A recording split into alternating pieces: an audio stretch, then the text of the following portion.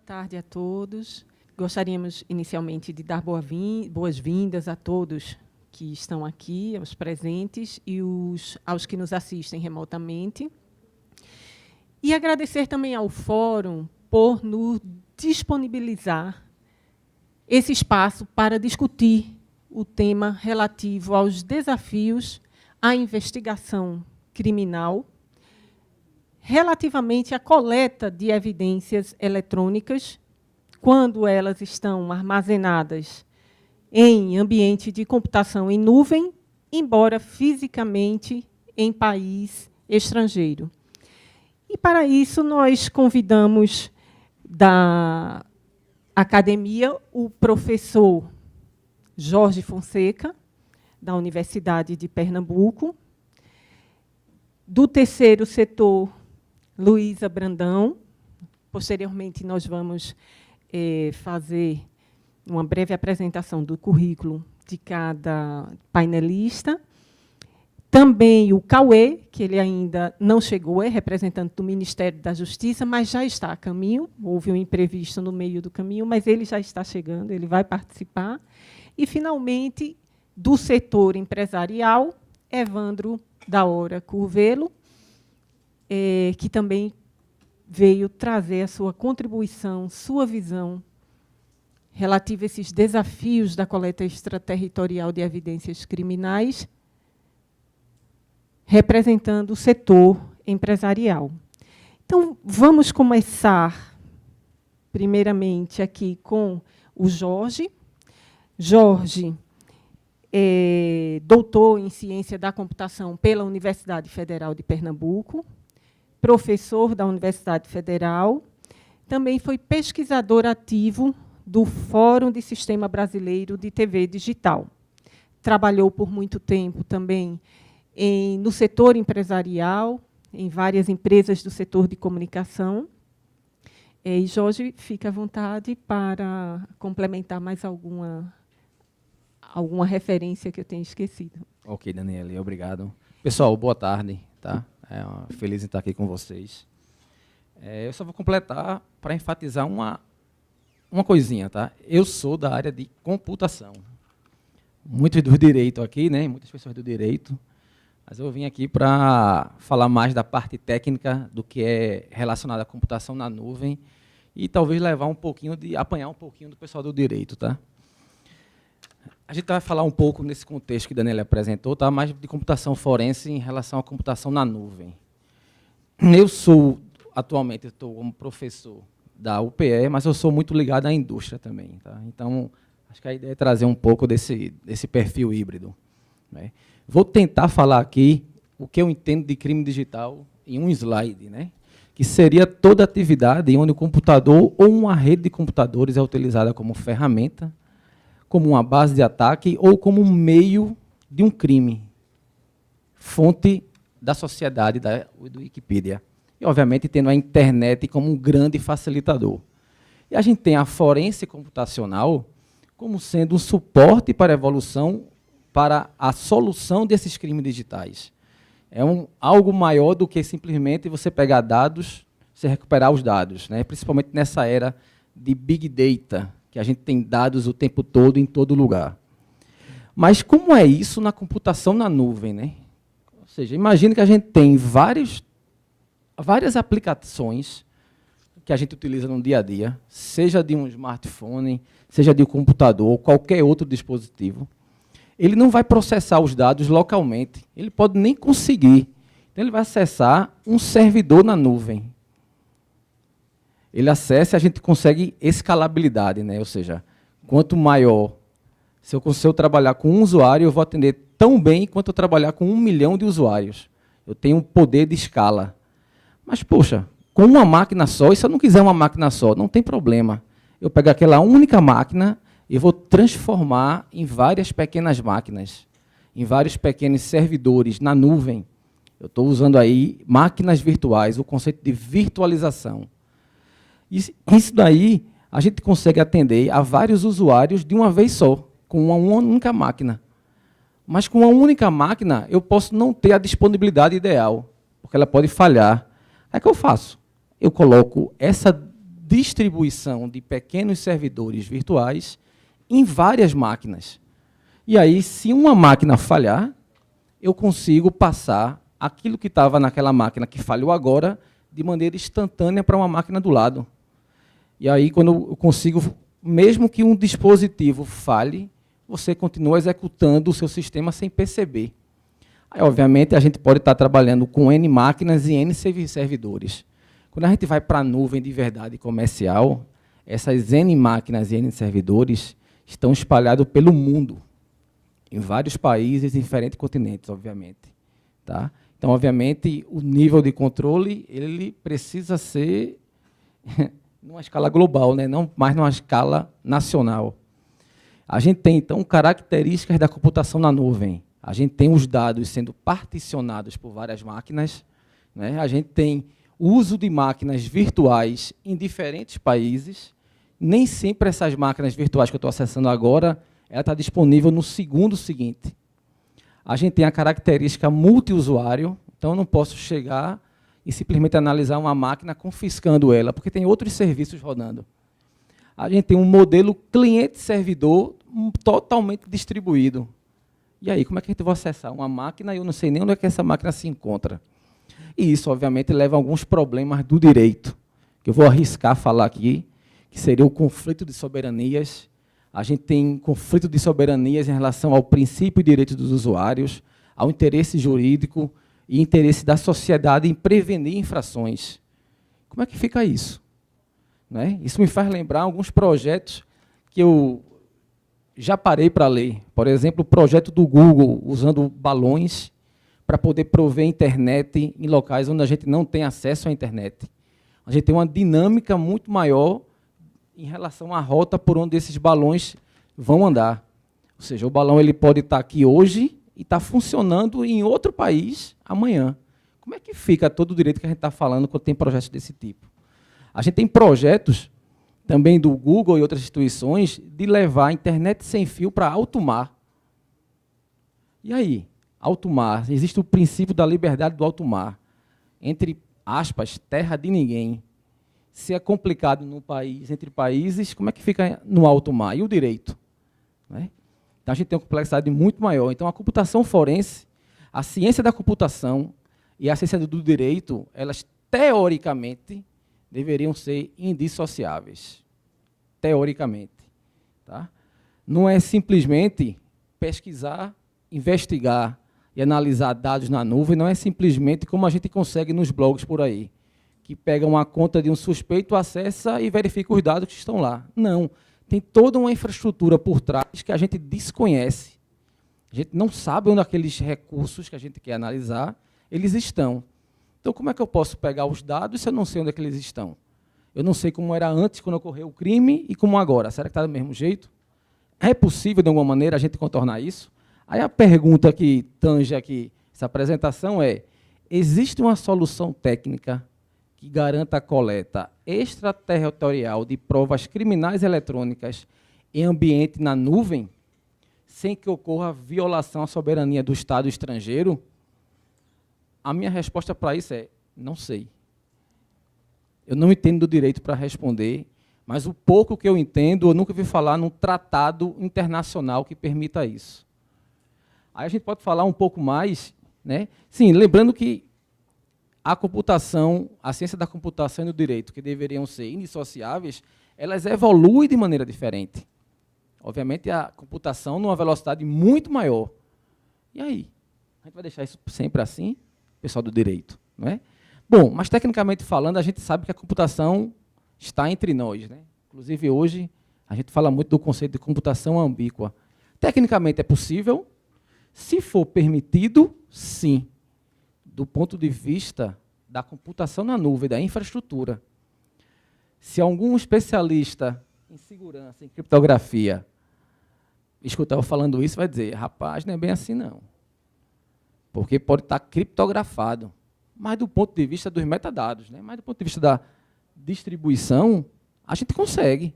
Eu posso chegar na Amazon, estou mostrando aqui no slide, e inicializar máquinas virtuais com um sistema que está coletando as informações de log, de tudo que é feito na máquina, do ponto de vista da distribuição. Eu chego, inicializo a máquina virtual com um sistema próprio para a computação forense, logo no sistema, digo exatamente o que eu quero logar, se estava na rede, se não estava, qual IP, mando os dados para um outro área e depois acesso e verifico todos os logs. Eu consigo ver tudo o que está acontecendo agora naquelas máquinas do ponto de vista da distribuição da própria infraestrutura da nuvem. Se lá vai ter uma aplicação criptografada ou não, não sei. Certo? E aí gera uma outra discussão, né? Mas, bom, mas a computação forense ela não é indissociável? Como é que eu estou dizendo aqui que tecnicamente é possível e do direito não tenho resposta? Porque na prática não é. Né? Elas poderiam evoluir juntas? Fica a interrogação, tá? Para o pessoal do direito responder. Faz sentido isso? Ou a computação vai estar sempre à frente, ditando o ritmo do mundo? Se você chegar na Amazon, por exemplo, e startar esse serviço, o máximo que você vai receber de alguma coisa de território, Daniele, é no finalzinho do e-mail dizendo lá, este e-mail foi produzido e distribuído pela Amazon, situada em Seattle, nos Estados Unidos, e ponto final. Deveria eu simplesmente, por esse e-mail, responder a essa instituição nesse país? Né? Então, fica aí várias interrogações em relação ao direito, sabendo que a computação, tecnicamente, está muito mais avançada em relação a isso. Veja só, a gente está falando de computação na nuvem, mas hoje a gente já visualiza a computação na nuvem de uma outra maneira. Existe o conceito de computação na névoa, que é a evolução da computação na nuvem. A gente tem a nuvem servindo nossos smartphones, mas a gente já tem inúmeras outras aplicações trazendo a nuvem mais para perto da gente. Aplicações críticas, por exemplo, para saber que você vai infartar nesse segundo e alertar você, por alguma maneira, a gente não trata na nuvem, porque a nuvem não tem tempo de resposta rápido, você morre antes de receber a mensagem. Então, a gente traz a computação, a nuvem, para perto e a gente diz que isso agora é a névoa. Um conceito cunhado pela Cisco de 2012 para cá. Aí a gente vai ter um mundo muito mais heterogêneo e muito mais distribuído.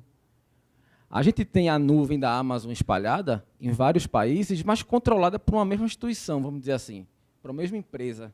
Então, ela sabe o que está rodando lá. Quando eu distribuo essa nuvem e vou para a névoa, a gente tem máquinas de todo mundo que podem ajudar, podem colaborar. Como fica isso? Então, se de alguma maneira hoje a computação forense, na computação na nuvem, do ponto de vista de coleta extraterritorial, é um problema gigante do direito, daqui a alguns anos vai ser um problema muito maior, se tiver solução. Talvez nem tenha. E a gente está vivendo agora a internet das coisas. De vez de processar só na nuvem, na névoa, vai processar na cadeira. E os dados estão na cadeira. E podem ser acessados e distribuídos entre as cadeiras em vários países. E como fica isso? A quantidade de corporações que vai se envolver para coletar esses dados. Então, hoje já é complicado, a tendência é que isso se complique muito mais. E se tiver solução, o direito tem que correr. Porque a computação não vai esperar, certo? Então, a mensagem final é: a evolução das duas ciências deveriam andar, se possível, mais próximas. Eu acredito que não é possível andar na mesma velocidade. Mas qual a velocidade que o direito vai andar, ou se ele vai sempre esperar a sociedade reagir a evoluções da computação, é outra história. Mas tem que dar um jeito. E o direito vai ter que andar. Na prática, deveria andar mais próximo.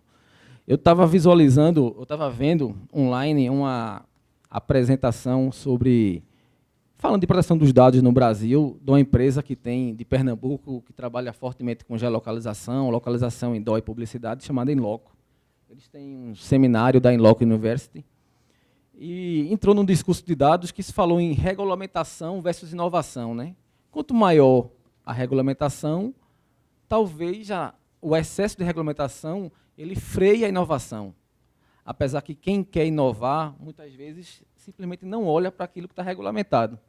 Mas um advogado disse, estamos aqui, é sempre bom conversar com o advogado, porque nós estamos aqui para permitir o que você quer criar. e não para falar o que você não pode fazer, que é muito diferente. Tá? Então, a mensagem final é essa. Direito, tente, de alguma maneira, evoluir, porque o mundo da computação ele não vai parar. Viu? Se tiver solução para poder viabilizar a coleta extraterritorial, essa solução tem que ser do direito, porque a computação já é possível. Já é possível com um asterisco gigante, que eu acho que a Evandro vai falar mais na frente. Então, é isso. Obrigado.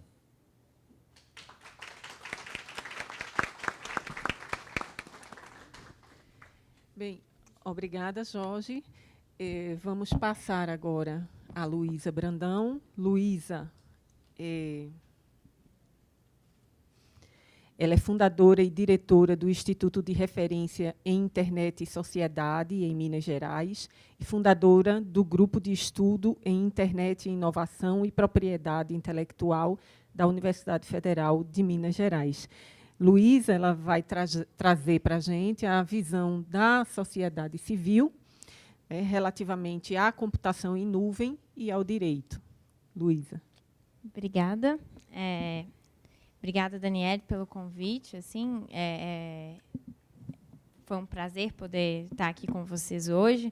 Acho que recebi muitas provocações aí do colega de mesa, do Jorge. Realmente, acho que não existem respostas prontas. Hoje eu escutei no painel mais cedo que todo problema complexo tem uma resposta rápida, barata, simples e errada. Então, todas essas discussões são muito bem-vindas, inclusive sobre um setor, sobre um viés multissetorial, né? Então, parabenizo também a Daniele como proponente por trazer o Jorge, convidar esse viés da técnica, justamente porque é fundamental para a gente discutir entre vários setores do modo como a internet, né, funciona e no modelo de governança no qual ela opera. Isso é fundamental, esse debate multissetorial entre diferentes atores com diferentes perspectivas. Daniele já me apresentou, eu sou Luísa, eu sou diretora do Instituto de Referência Internet e Sociedade. A gente é um instituto de pesquisa independente que busca justamente estudar essas interações entre o direito, a internet, a sociedade, né, como é que a tecnologia e o direito se interrelacionam no nosso contexto social. A gente tem um viés de direito internacional, né, justamente compreendendo essa natureza que é global da internet. Então, se a gente está falando de uma tecnologia global, aberta, descentralizada, por natureza, também é essa abordagem que a gente procura dar para os nossos produtos de pesquisa, e desde já eu me coloco à disposição para quem tiver interesse de conhecer mais a fundo as pesquisas às quais eu vou me referir. Então, a gente tem, nesse contexto, né, dos desafios para a coleta extraterritorial de evidências, vários pormenores, né, ou várias formas de encarar esse problema. A gente podia pensar em criptografia, a gente podia pensar em uso de VPN, como a gente discutia mais cedo aqui antes do painel, mas especificamente a Daniele nos propôs falar quando os dados estão, né, no estrangeiro, em servidores diferentes daquele país em que requisita os dados no contexto de uma investigação. E aí a gente tem essa ideia de nuvem, que eu coloquei entre aspas, né, porque a gente tem a ideia de que a internet é essa coisa nuvem, né, lá em cima e tudo mais, né? Mas existem também estruturas. Então, como o Jorge já falou, servidores que estão espalhados pelo mundo, onde esses dados estão, cujos cabos, a gente está tendo um painel que está acontecendo ao mesmo tempo sobre cabos submarinos, que também trazem implicações jurídicas e, antes disso, implicações para a própria forma como o Estado exerce o seu poder e se definiu lá no século XVII.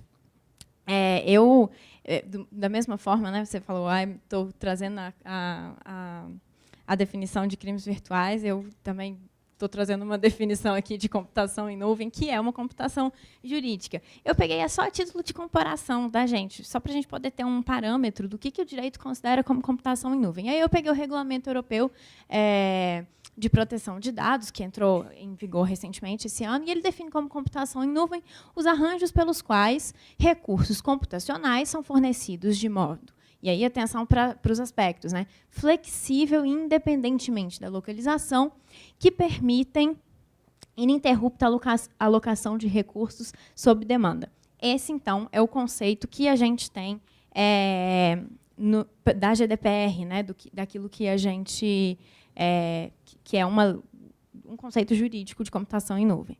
E aí eu trouxe também essa referência, que é de um grupo de estudos sobre cybercrime dos Estados Unidos, a referência está aí embaixo, de 2016, justamente quando não o Cloud Act, mas um caso muito famoso, que foi o Microsoft Ireland, que a gente teve a oportunidade de discutir na segunda-feira, estava acontecendo. Eles fizeram um estudo e aí tinha, eu traduzi livremente essa parte que fala, o maior desafio da computação em nuvem é que os dados não estão estáveis, mas frequentemente distribuídos por e entre diferentes servidores, provedores, localizações e jurisdições, enquanto os poderes de execução da lei, os poderes do Estado, a estrutura do Estado, são normalmente definidos territorialmente.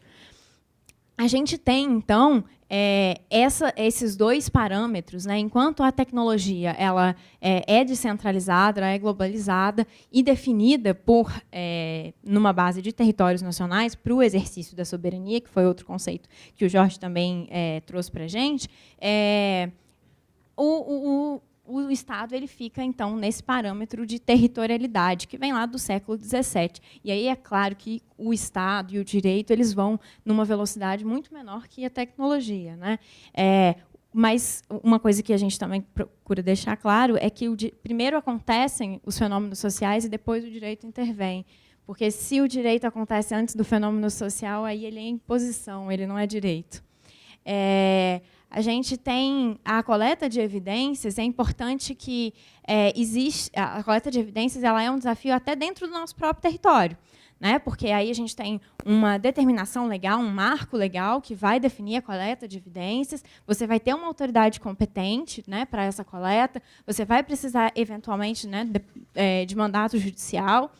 O cumprimento da decisão ele é em território nacional, porque, justamente, o Estado ele se organiza, e não só o Brasil, né, todos se organizam de forma baseada na sua territorialidade. E, se a gente está falando de um país de dimensões continentais, por exemplo, se um delegado precisa ouvir um indiciado em um outro estado da federação, ele tem alguns mecanismos para isso, por exemplo, a carta precatória, em que vai pedir para a pessoa ser ouvida e tudo mais. Esses desafios eles se aumentam, né, quando a gente está falando de extraterritorialidade, quando a gente está falando da prova estar muito além do território nacional e, às vezes, de forma descentralizada, e, às vezes, de forma que pode ser alterada quase que instantaneamente, em razão da ubiquidade da internet, que é outra característica central à era. Então, eu não estou enxergando bem, vou tentar olhar de cá. A evidência não está em território nacional, é quando a gente vai tratar de uma coleta de evidências extraterritorial, e a gente tem que pensar, eu acho que o Cauê pode falar também em termos de soberania nacional, né? A gente se organiza, a gente, enquanto Estado, enquanto sociedade internacional, se organiza pelo princípio da não intervenção. Então, o Estado simplesmente não pode ir lá e executar uma sentença, executar uma decisão em outro país.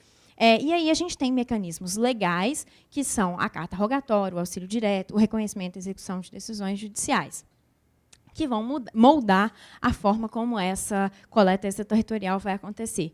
Percebo que aqui a gente tem alguns elementos, né? A gente vai ter uma dificuldade para obter o conteúdo de comunicação, né? A quebra do sigilo telemático é especialmente difícil em razão do conflito de leis que existem na internet. A gente está falando de uma tecnologia global em que vários estados estão fazendo as suas próprias leis para regular, e aí a gente tem um conceito que a gente também discutiu na segunda-feira, que é o Legal Arms Race, né, essa corrida armamentista para quem vai regular o ciberespaço mais rápido, e a gente acaba entrando em vários conflitos de leis.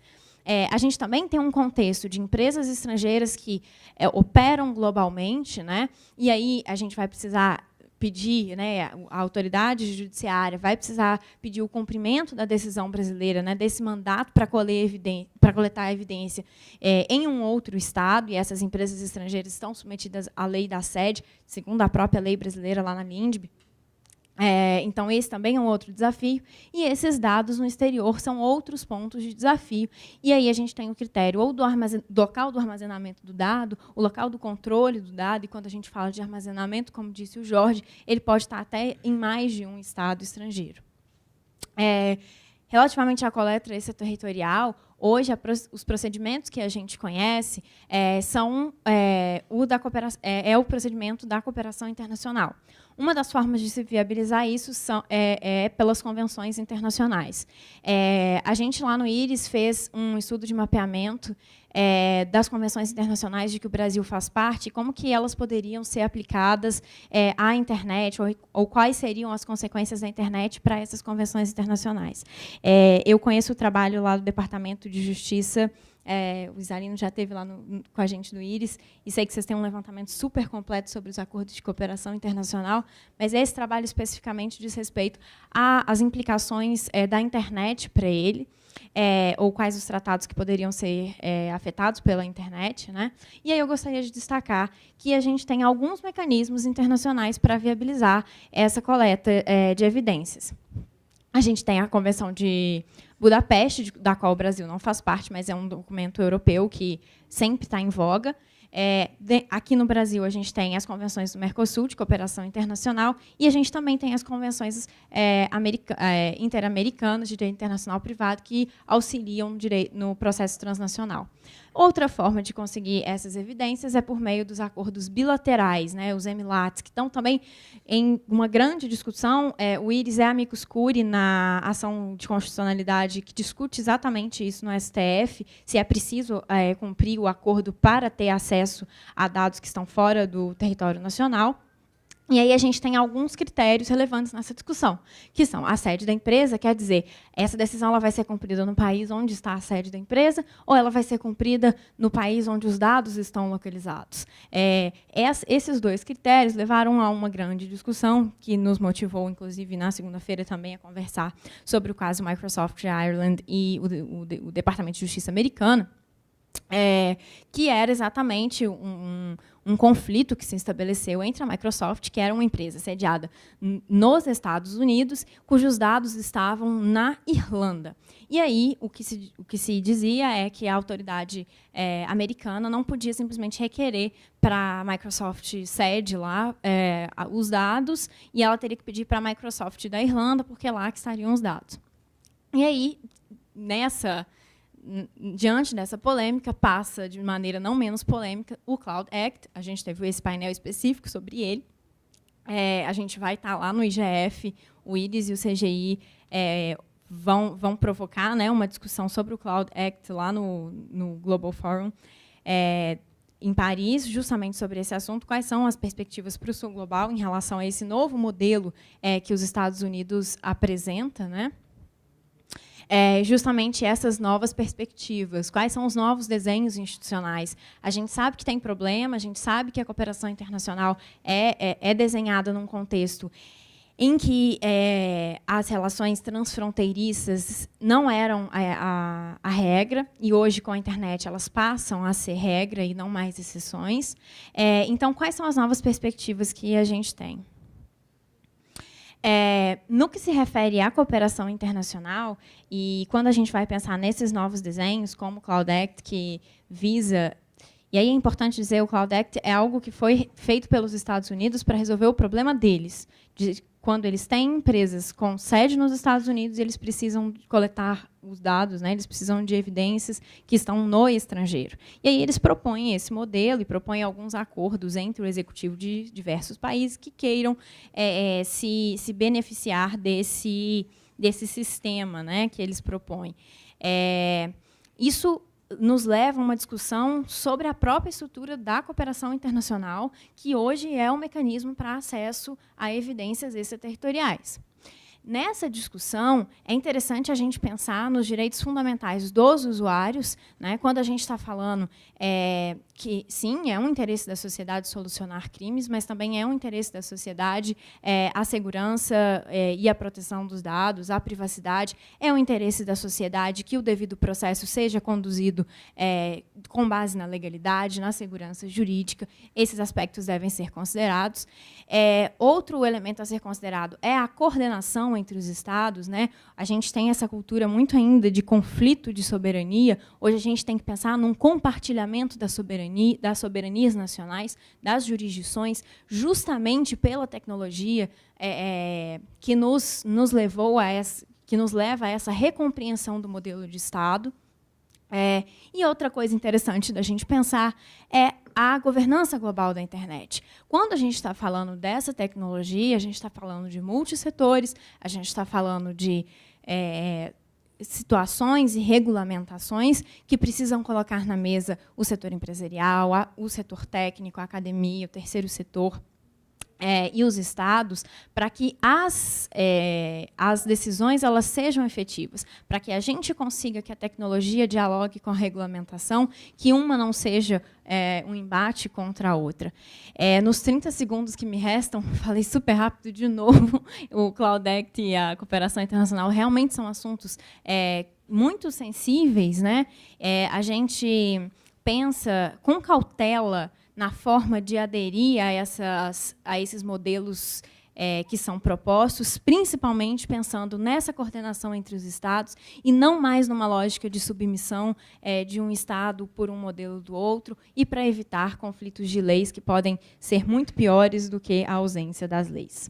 Bom, é isso. Acho que consegui. Fico à disposição para as perguntas e para o debate. Obrigada, Daniele.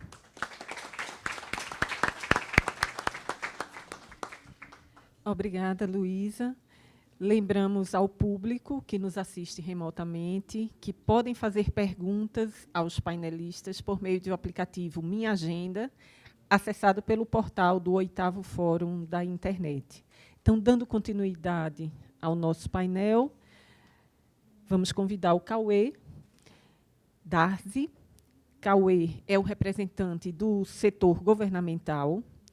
Ele é chefe da divisão em Cooperação Jurídica Internacional do Departamento de Recuperação de Ativos e Cooperação Jurídica Internacional. Ele é analista do Ministério da Justiça. E a Cauê, nós esperamos, no seu discurso, nas suas colocações, ele apresentar como se processam essas requisições do governo brasileiro a governos estrangeiros relativamente à coleta de provas criminais eletrônicas armazenadas em servidores estrangeiros, como também como o Brasil processa essas requisições estrangeiras. E, por fim, se for possível, como o governo brasileiro, mais especificamente o Ministério da Justiça, que é o órgão ao qual Cauê está vinculado, como tem reagido a essa nova lei norte-americana denominada Cloud Act. Cauê. Boa tarde a todos. Bom, eu vou falar, então, sobre o papel do Ministério da Justiça, especificamente do Departamento de Recuperação de Ativos e Cooperação Jurídica Internacional, no âmbito da cooperação jurídica internacional para a obtenção de provas que estejam no exterior. A minha apresentação, nesse sentido, então, vai ser bem complementar à da Luísa, que ela chegou a falar um pouco sobre os EMILATs, sobre cooperação jurídica a nível interestadual. Então, vamos lá. Bom, como que começou essa necessidade de se fazer cooperação jurídica internacional entre diferentes estados, foi através da internacionalização das organizações criminosas, que, apesar dos estados terem fronteiras e diferentes leis entre si, os criminosos não observam essas territorialidades, e, com base nisso, foi necessário de que os estados começassem a cooperar internacionalmente entre eles para que fosse possível a persecução criminal e a obtenção de provas entre estados diferentes.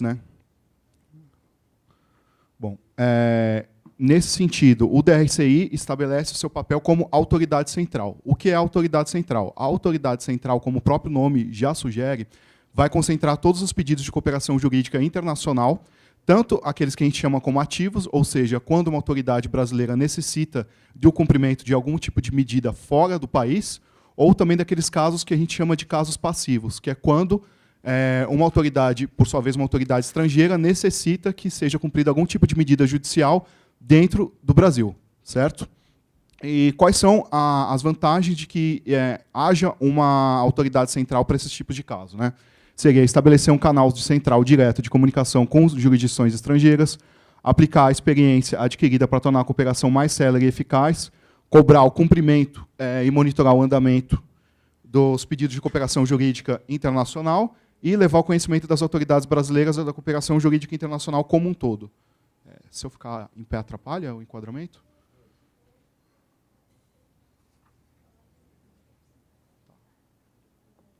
Bom, vamos lá. Como que funciona, então, a cooperação jurídica internacional para os casos ativos? Ou seja, quando uma autoridade brasileira necessita de cumprimento de uma medida judicial fora do Brasil.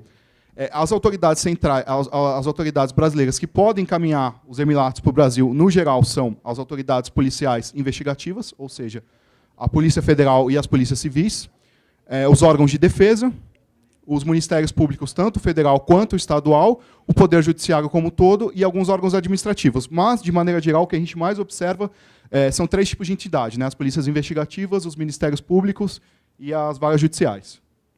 Eles vão mandar o pedido de cooperação para a gente, há uma série de pré-requisitos para que esse pedido de cooperação possa ser analisado, dentre os quais é necessário que ele tenha uma exposição dos fatos, por exemplo, que estão motivando esse pedido de cooperação, estabelecendo o nexo causal entre a medida solicitada e o crime cometido. Ele também vai precisar elencar a transcrição dos dispositivos legais, ou seja, as normas legais supostamente infringidas, para que o Estado estrangeiro tome conhecimento, né, de qual crime está sendo investigado e qual é esse tipo de abordagem que esse crime tem aqui no Brasil.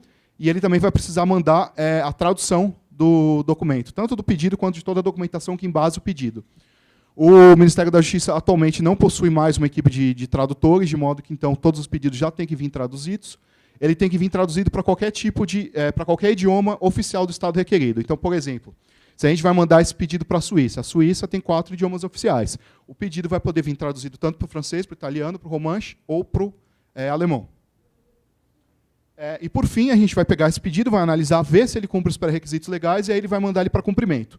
A gente tem duas maneiras de mandar ele para cumprimento, ou para o MRE, ou diretamente para a Autoridade Central Estrangeira. O MRE seria o Ministério das Relações Exteriores. Eu vou explicar mais para frente quando que a gente vai mandar para cada um. Agora, por sua vez, os pedidos passivos, ou seja, aqueles que as autoridades estrangeiras necessitam que seja cumprido algum tipo de medida judicial aqui no Brasil.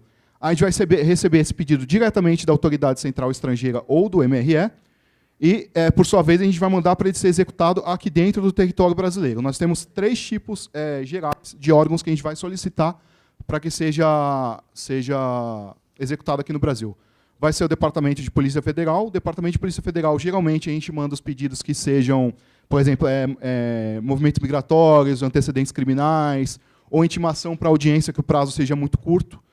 E também os casos de quebra de sigilo telemático, que vai ser o foco da minha apresentação mais para frente, quando são apenas dados cadastrais.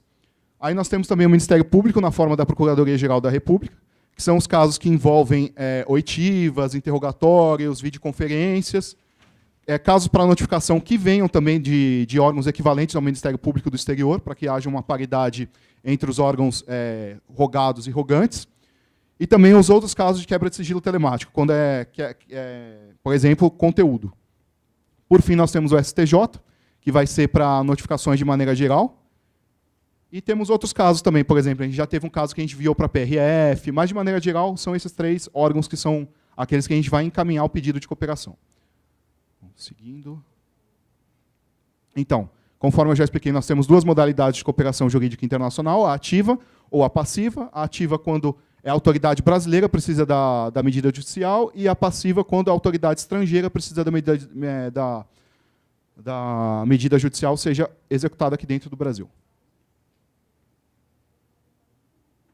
Bom, quais são os principais medidas ou atos que são requisitados? Nós temos os atos de comunicação processual, que são as citações, intimações e notificações de maneira geral.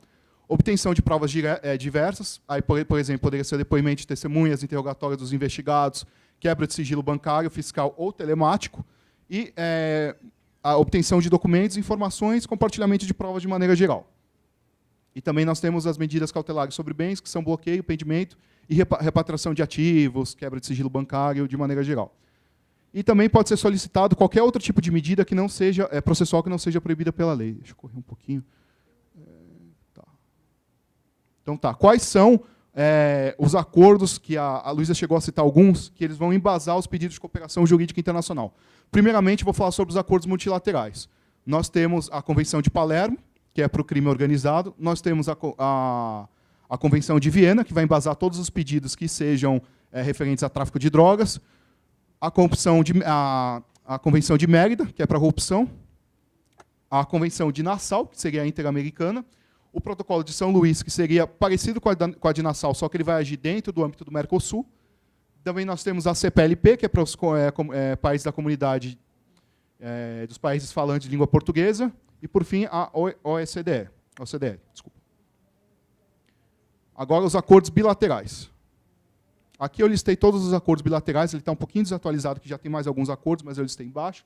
Esses são os países que atualmente nós temos acordos bilaterais de cooperação jurídica internacional em matéria penal. Ou seja, se a gente tiver um acordo com o país, a gente vai poder mandar diretamente para a autoridade central estrangeira, sem a necessidade de passar pelo MRE, né? Eu tinha ficado de explicar por quê. Alguns casos a gente precisa passar pelos canais diplomáticos. Os canais diplomáticos são os pedidos que não existem acordos bilaterais ou multilaterais para embasar. Ou seja, se houver um acordo multilateral ou bilateral para embasar o pedido de cooperação, a gente vai mandar diretamente para a autoridade estrangeira, ou a autoridade central estrangeira vai mandar diretamente para a gente nos casos passivos. Se não houver, a gente vai mandar para o MRE e o pedido vai tramitar por vias diplomáticas com base no princípio da reciprocidade. Então, aqui estão elencados todos os países que nós temos acordos de cooperação jurídica internacional em matéria penal. Canadá, China, Colômbia, Coreia do Sul, Cuba, Espanha, Estados Unidos, que é o principal acordo que vai embasar os pedidos de quebra de sigilo telemático, França, Itália, México, Nigéria, Panamá, Peru, Suíça, Suriname e Ucrânia. Em 2013, nós tivemos alguns outros acordos bilaterais promulgados, Reino Unido, Honduras e Espanha. Já em 2017, nós tivemos com a Turquia e com a Bélgica, e nós temos mais de 25 acordos no momento que já estão sendo negociados ou já foram aprovados e ainda estão sendo internalizados pelo Congresso Nacional, né? Podemos citar Angola, Alemanha, Líbano, Irã. São outros países que o acordo já está para ser aprovado. Bom, princípio da reciprocidade. Como eu já expliquei brevemente anteriormente, o princípio da reciprocidade vai reger os pedidos de cooperação jurídica internacional em matéria penal quando não houver nenhum tipo de acordo bilateral ou acordo multilateral ou temático, né, os temáticos são aqueles que eu já expus antes, Palermo, Mérida e Viena, que possa ser aplicado ao caso. E aí o pedido vai tramitar com base no princípio da reciprocidade. Quando ele tramita com base no princípio da reciprocidade, é um pouquinho mais complicado que a medida seja cumprida, né? Porque, como a gente não tem um acordo, o Estado rogado, em tese, mesmo que os pré-requisitos legais sejam cumpridos, não teria a necessidade de cumprir o nosso pedido. Na contrapartida, caso o Estado cumpra, o Estado brasileiro garante o princípio da reciprocidade. Ou seja, de maneira geral, seria aquele ditado popular, uma mão lava a outra, né? Você faz o nosso, que a gente vai fazer o seu. Bom, tramitação de pedidos. Quando o pedido, eu acho que eu já expliquei isso, né? A existência do tratado vai tramitar diretamente via autoridade central, quando inexistência de tratado, ele tramita por via diplomática através do MRE. Bom, como preparar um pedido de cooperação jurídica internacional em matéria penal? É importante que esse pedido seja confeccionado por alguma autoridade judicial competente. No caso, as principais autoridades que a gente recebe os pedidos são juízes, promotores, procuradores e delegados. De vez em quando a gente recebe também pedido de cooperação de ministro do STJ, ministro do STF, mas de maneira geral são essas autoridades. Por exemplo, advogados não podem encaminhar um pedido de cooperação jurídica porque eles não são uma autoridade do setor público. Caso eles necessitem, eles têm que entrar em contato com alguma autoridade judiciária do setor público para que eles formulem o pedido e encaminhem para a gente. A gente tem várias informações disponíveis no nosso site, ou vocês podem encaminhar também um e-mail se vocês quiserem maiores informações sobre como preparar um pedido de cooperação. Desculpa. Porcentagem de casos ativos e passivos. Atualmente, nós temos muito mais casos ativos do que passivos, ou seja, o Brasil é um país que demanda muito mais do que é demandado, mas nesse último ano, isso está começando a equilibrar um pouquinho mais, mas ainda assim os pedidos ativos eles são maiores, né? Esse dado vai de 2011 a 2017. Nós tínhamos 65% dos casos ativos, ou seja, que as autoridades brasileiras estavam demandando, e 35% de casos passivos. Isso é o número de casos novos por ano. A gente pode notar que, conforme os anos vão passando, o número de casos vem aumentando, né? Ou seja, mais pessoas, mais autoridades estão tendo conhecimento da cooperação jurídica internacional como forma de medida. E os pedidos novos ativos em 2016 por país.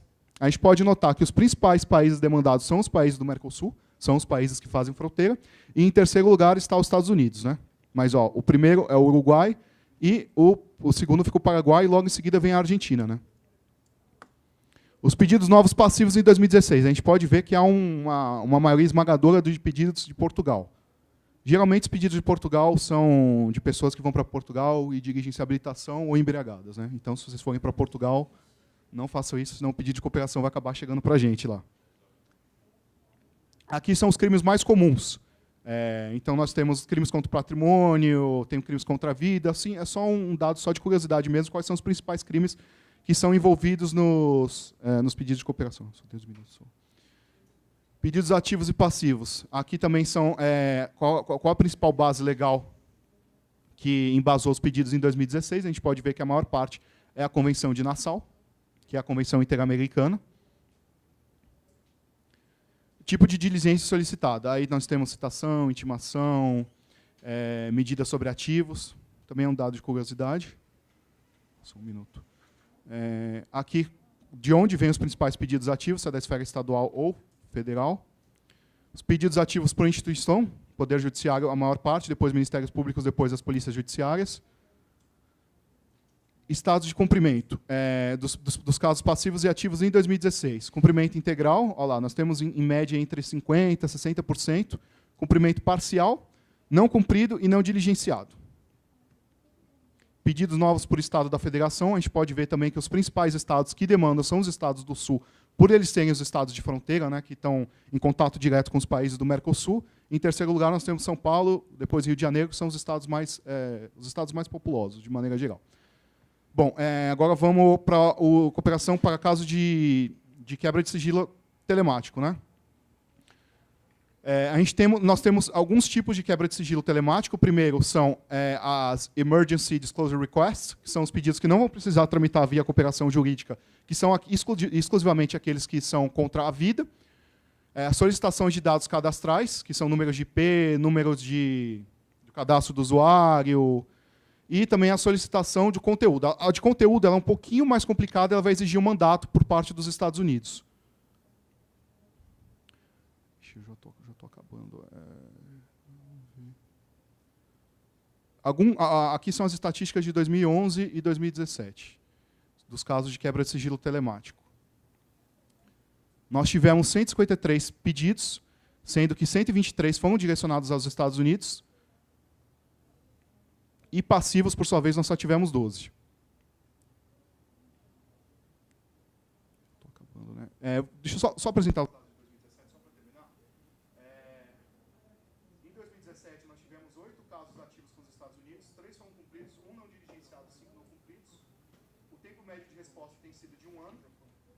2 casos... Cauê, só um momentinho, porque a gente vai precisar do microfone. Desculpa. Imagina. 2 casos passivos, um Portugal e Espanha, um cumprido integralmente e um cumprido parcialmente. 15 casos ativos em 2018, 9 com os Estados Unidos, 9 não cumpridos, 2 não diligenciados e 4 não cumpridos. O tempo médio de resposta foi de 2 anos e meio. 3 casos passivos, um com os Estados Unidos, um com a Polônia e com a Itália, sendo 2 cumpridos integralmente e 1 parcialmente. Quais são as principais dificuldades, né, para o cumprimento das medidas de quebra de sigilo telemático? Os Estados Unidos eles costumam ser bastante criteriosos para o cumprimento de pedidos de quebra de sigilo telemático, de modo que eles vão pegar o pedido, vão analisar, e se eles julgarem que o pedido não cumpre os requisitos legais, eles vão solicitar informações adicionais para o Brasil, e se a gente não prestar, eles não vão cumprir. Então, o principal motivo de não cumprimento seria a falta de nexo causal entre o crime e a evidência solicitada. Isso, de maneira geral, eles sempre solicitam que a autoridade brasileira preste informações adicionais, mas muitas vezes as autoridades brasileiras não prestam essas informações adicionais e o pedido acaba não sendo cumprido. Também os outros motivos que nós temos, a impossibilidade de identificação da localização do usuário, às vezes os dados não são encontrados dentro do servidor indicado. Também são os crimes contra a honra. Os Estados Unidos não executam qualquer tipo de pedido que seja embasado em crimes contra a honra, ou seja, difamação, calúnia, de maneira geral, porque eles acreditam que isso fere a quarta emenda, que é de direito... Quinta emenda, desculpa, é de direito de expressão. Bom, eu acho que peço desculpas que eu tive que correr um pouco com a minha apresentação. Mas qualquer dúvida vocês podem me procurar, estão ali os meus contatos, e eu também me coloco à disposição também para tirar as dúvidas com relação à visão do governo, né, especificamente do Departamento de Recuperação de Ativos e Cooperação Jurídica Internacional.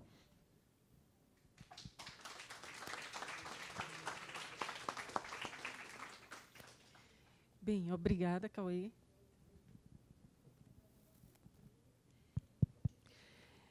Vamos passar agora para o representante do setor empresarial, Evandro da Hora.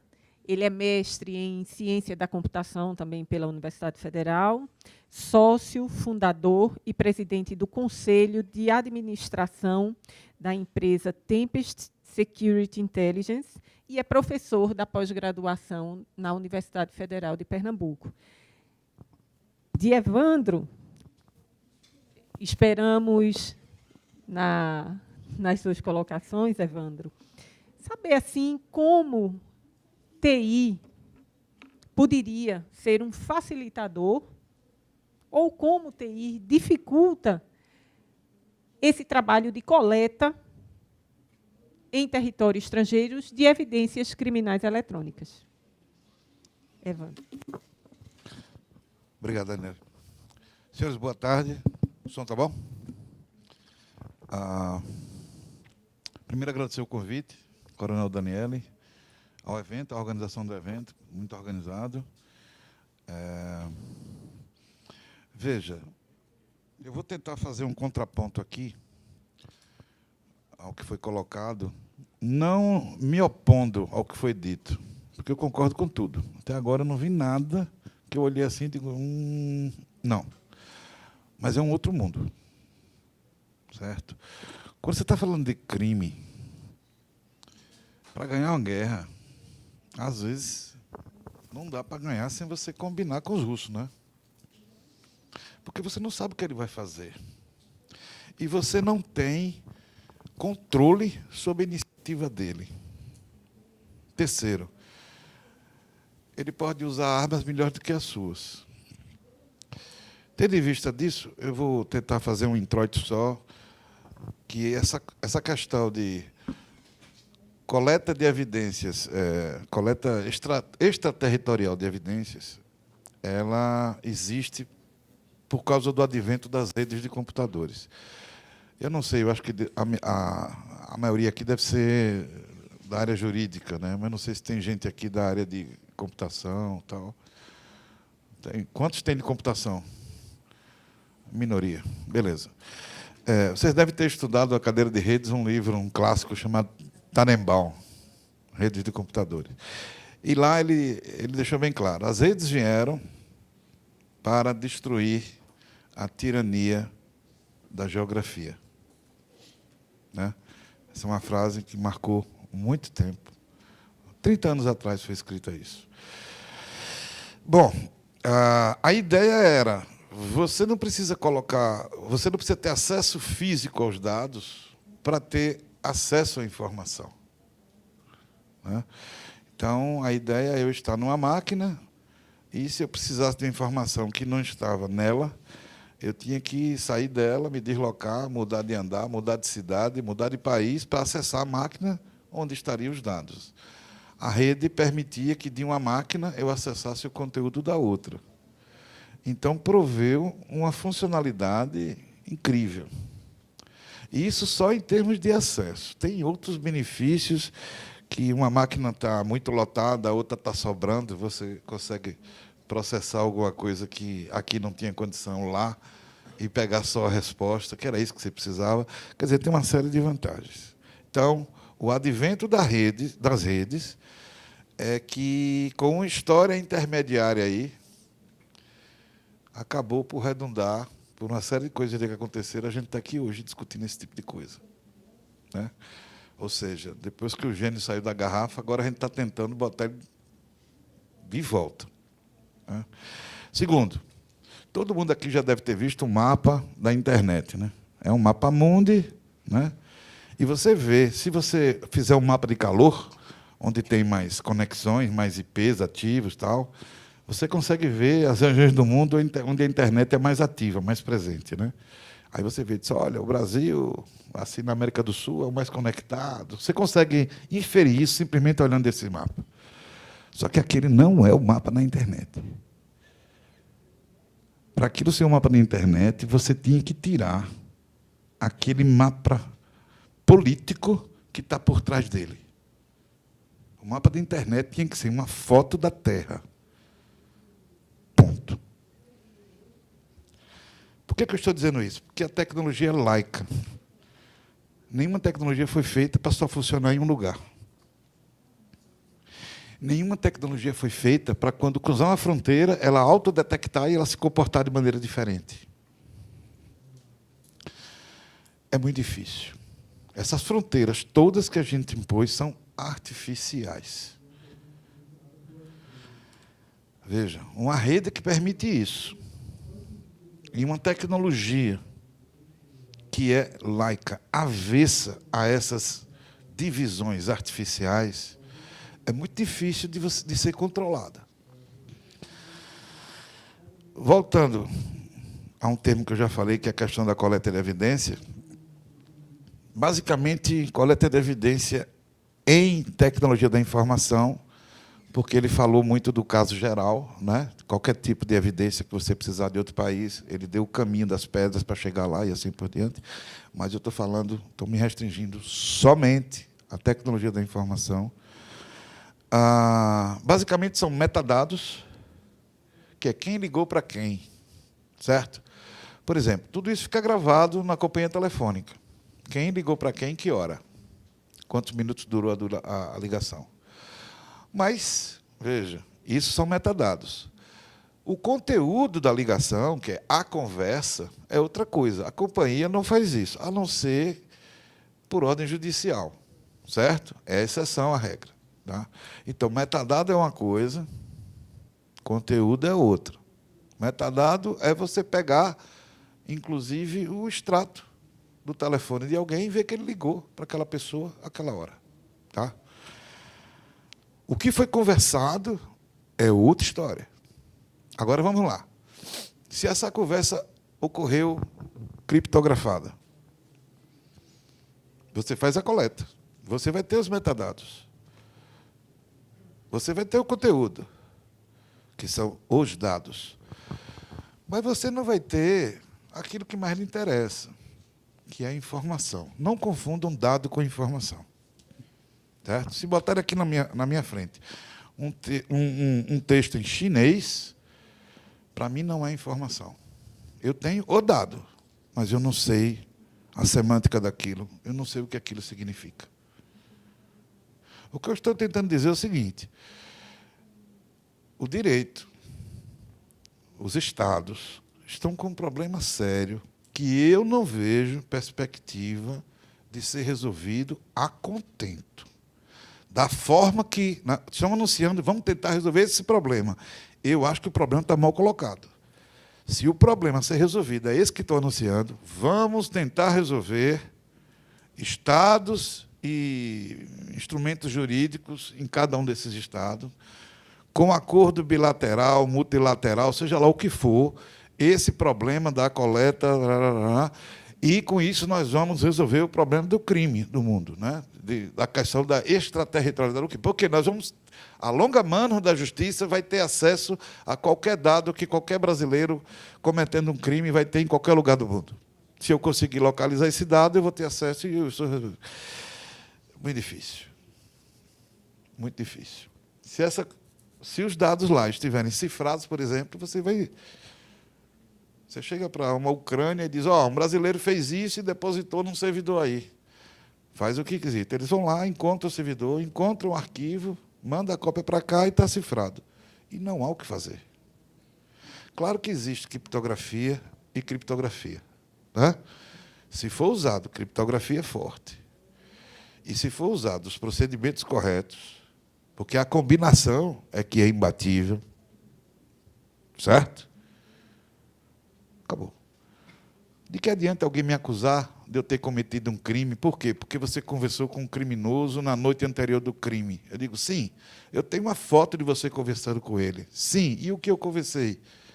Não sei. Né? É por isso que é importante a gente ter advogado. Eu gosto muito de advogado. Tenho uma irmã que é advogada.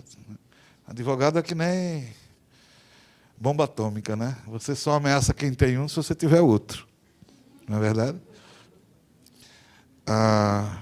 Então, veja, tudo que eu vi aqui é válido. Mas, em termos de tecnologia da informação, arquivos, não importa a natureza, certo? Pode ser áudio, está cifrado. Pode ser vídeo, está cifrado. Pode ser texto, está cifrado. A questão é, esses dados, estando cifrados, e se a coisa foi feita como manda o figurino, não se tem acesso à informação. Eu não vou poder ser acusado de alguma coisa seriamente, simplesmente porque conversei com alguém. Conversar não é crime, todo mundo sabe disso. Conversar com um criminoso não é crime, todo mundo sabe disso. Bom, existe um caso famoso nos Estados Unidos, rotulado como, né? Ele ostenta o nome Estados Unidos da América versus Phil Zimmermann. Já ouviram falar desse nome, Phil Zimmermann? Ele, um americano, criador de um sistema de criptografia muito bom, chama PGP. E ele desenvolveu, por ele acreditar que o cidadão comum tinha direito à privacidade. Traduzindo, no vernáculo, eu não confio no governo. Então, eu quero cifrar meus e-mails para mandar para alguém. Por quê? Pode ser até que as pessoas de uma companhia telefônica que eu uso não vão estar escutando.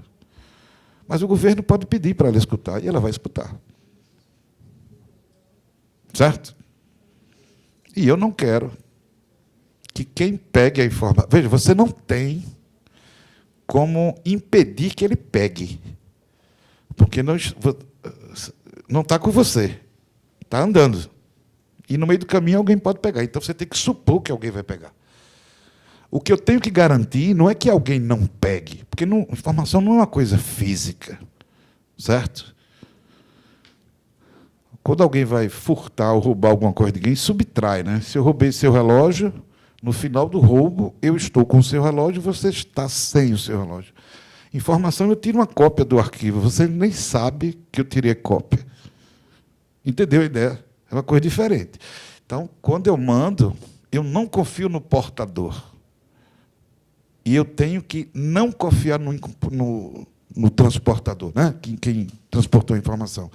Então, eu cifro, para garantir que, se ele pegar, ele não vai entender. E isso resolve todos os problemas. Certo? A criptografia é boa o suficiente hoje. Eu estou avisando para mostrar que, na prática, não vai ser bem assim, como se está falando, porque não se combinou com esse inimigo, entendeu? Você tem que combinar que ele não cifrar, aí vai dar tudo certo. Se ele cifrar, vocês vão fazer o processo vai funcionar, só que a evidência pode ser imprestável. Né? Aí você diz, e quem vai usar criptografia? Ladrão de galinha não vai. Ele não sei nem se ele sabe que isso existe. Mas eu, por exemplo, vou. Então, eu só estou pedindo o seguinte, baixem a bola. Porque se vocês estão procurando alguma coisa para resolver o problema de crime, coleta de evidência, de ladrão de galinha, se botar isso, aí eu passo a concordar. Porque se for para o crime organizado, usando tecnologia que já se conhece, E cada dia mais o crime organizado usa tecnologia e não vai faltar gente para assessorar esse pessoal. Não vai funcionar. A prova pode ser imprestável. Eu não estou dizendo que o processo todo não sirva, não. Serve. Eu acho que ladrão de galinha tem que estar na cadeia mesmo. Quanto mais vocês conseguirem pegar, melhor. Eu só estou dizendo que vocês não vão pegar todos. Estão entendendo? Um caso famoso, vou dar o nome porque todo mundo sabe. Daniel Dantas. Tu lembra da CPI das teles? Pegaram o laptop dele. Ninguém conseguiu quebrar o que tinha lá. Ficou um pouco mais de um ano na Polícia Federal. Não conseguiram, mandaram para os Estados Unidos. Ficou 8 meses no FBI. Voltou. Fechado do jeito que foi. E ficou por isso mesmo. Certo? Veja, o governo não tem interesse em que as pessoas cifrem. Esse caso do Phil Zimmermann, o governo disse, não, esse cara está dando uma arma para os criminosos, que eles vão poder conversar sem eu saber do conteúdo, sem eu poder ter acesso ao conteúdo. Esse caso foi até a Suprema Corte. E a Suprema Corte, certo? Deu ganho de causa a Phil Zimmermann. Ele tem o direito de fazer isso, porque as pessoas têm o direito de conversar com a esposa sem o governo saber o que estão conversando. Vocês estão entendendo? É simples assim. Uma frase que vocês ouvem hoje, adaptada para a situação de hoje, foi usada na época pelo advogado de Phil Zimmermann na Suprema Corte, quando ele disse, no dia que criptografia forte para o cidadão for crime, só os criminosos vão usar a criptografia. Hoje se diz, né? Se o cidadão comum não pode ter uma arma, então só os criminosos vão ter arma, porque o Estado não consegue conter os criminosos. Vocês estão entendendo qual é a ideia? Não?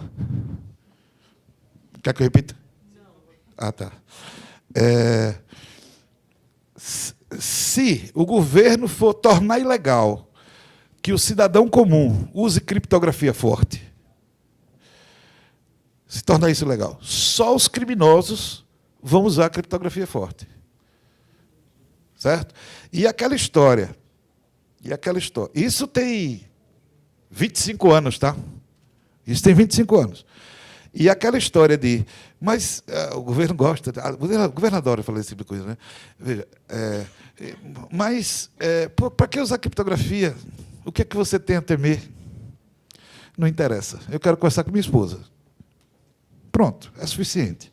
Então, enquanto esse problema não for resolvido, e não foi resolvido nem nos Estados Unidos, certo? Significa que nós vamos pegar mais ladrão de galinha. Quando eu digo ladrão de galinha, veja, eu estou carregando nas cores, mas vocês entendem o que eu estou falando, né? É o pessoal que não se cuida, certo? Não vai pegar tudo, não vai funcionar. É isso.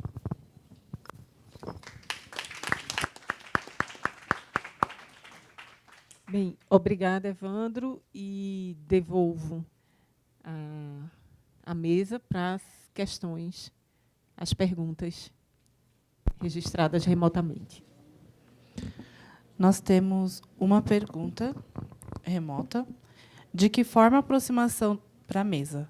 De que forma a aproximação do Brasil com os Estados Unidos e a postura de desrespeito às comissões multilaterais internacionais, tal como a Comissão de Direitos Humanos da ONU, já sinalizadas pelo novo presidente eleito, pode alterar as cooperações jurídicas internacionais, tanto em sua parte ativa quanto na passiva?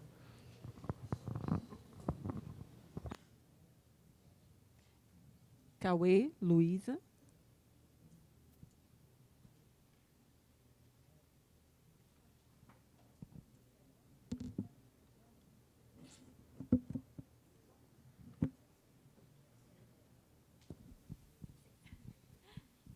Vai ter mais pergunta ou já responde essa, faz um bloco? Ok. Falando muito brevemente, né, o que quando a gente pensa no sistema de cooperação internacional, e eu acho que a fala do Cauê deixou isso muito claro, a gente está falando de um sistema bastante complexo, que envolve responsabilização do Estado por descumprimento em nível internacional.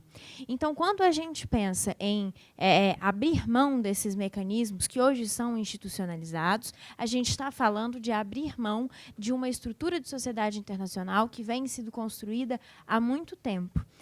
De modo que decisões precipitadas sobre o não cumprimento de acordos ou que rompam com essa ordem, acredito que possa trazer imensos prejuízos para o Brasil, e inclusive consequências no âmbito de sua responsabilização como Estado internacionalmente.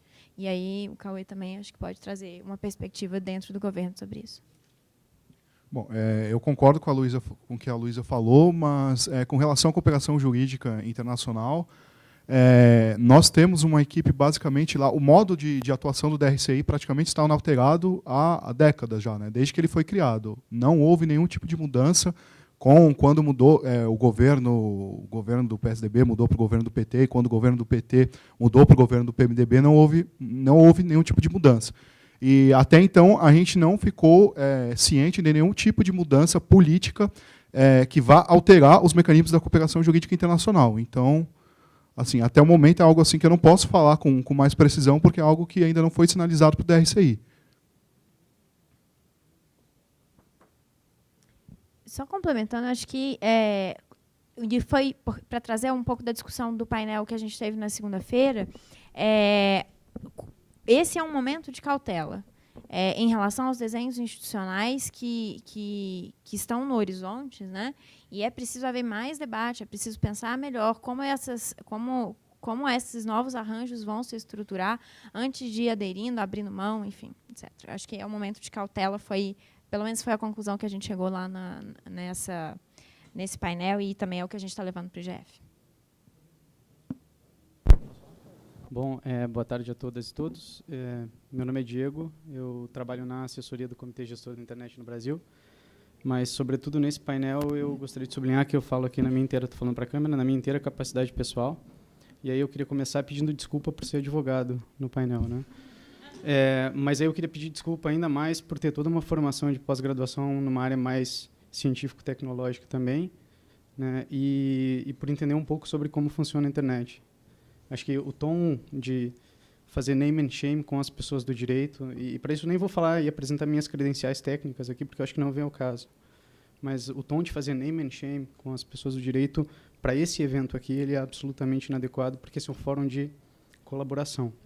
Então, assim, eu queria dizer, para começar com o Evandro, que eu acho que está todo mundo de acordo com a questão da criptografia. Eu não entendi, na prática, Evandro, a comparação entre criptografia e proscrição da criptografia com proscrição de armamentos. E aí tem uma dinâmica bastante complexa de um ponto de vista estatístico entre as duas coisas, que eu acho que não vem ao caso a gente expandir a definição. Por isso que eu interrompi para dizer que eu não entendi a lógica da dinâmica entre criptografia e arma. A gente pode até aprofundar o debate depois.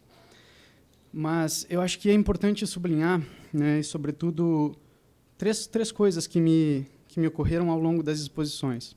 Acho que, primeiro, é o Jorge. Né? O Jorge falou uma coisa que tem como buscar dados no estrangeiro sem violar a soberania estrangeira? Acho que essa é a grande discussão que chegou a parar na Suprema Corte dos Estados Unidos, e aí vocês disseram assim, não tem como o Estado, esse leviatã de aço antigo, resolver essas coisas, e os Estados Unidos foi lá e unilateralmente resolveu o problema para 80% do planeta. Né? Eles simplesmente disseram o seguinte, tem sede aqui, camarada, pode armazenar onde quer que esteja, mas tu vai ter que cumprir uma ordem judicial minha. Se tu não cumprir, o escalonamento das punições vão até tu fechar a tua empresa e eu não deixo mais tu trabalhar.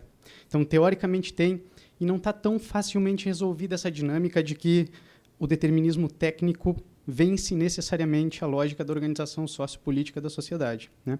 Mas, assim, esse modelo, eu convido vocês a verem o painel que ocorreu sobre isso na segunda-feira. Mas, para não avançar, eu só queria apontar três coisas que eu acho que elas precisam de reparo. Né? Primeiro, a gente ouviu que cooperação judiciária ela é resultado da organização criminosa.